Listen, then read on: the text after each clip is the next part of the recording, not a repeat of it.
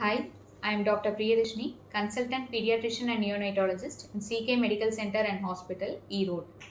So, if you are expecting a preterm delivery for your wife or yourself or your relatives, what are the things to expect in a hospital?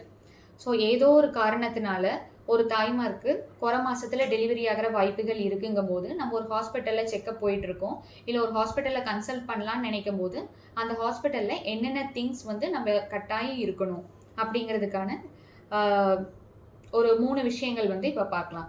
First 3 important things. First வந்து பார்த்தீங்கன்னா pediatrician or neonatologist to attend the delivery. அதாவது அந்த குழந்தை delivery ஆகும்போது கட்டாயம் குழந்தைகள் நல மருத்துவர் அல்ல பச்சிளங்குழந்தைகள் நிபுணர் அந்த டெலிவரி அட்டென்ட் பண்ணுறதுக்கு அவைலபிளாக இருக்கணும்.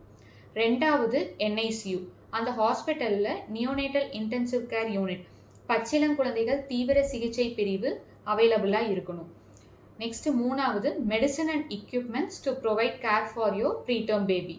குழந்தை வந்து குறை மாசத்துல டெலிவரி ஆகும்போது குழந்தை வந்து பார்த்தீங்கன்னா மூச்சுடுறதுக்கு சீர்படுத்துறதுக்கான மிஷின்லேருந்து குழந்தையோட நுரையீரல் வளர்ச்சிக்கு தேவைப்படுற மருந்து வரைக்கும் எல்லாமே அந்த ஹாஸ்பிட்டலில் அவைலபிளாக இருக்கணும்.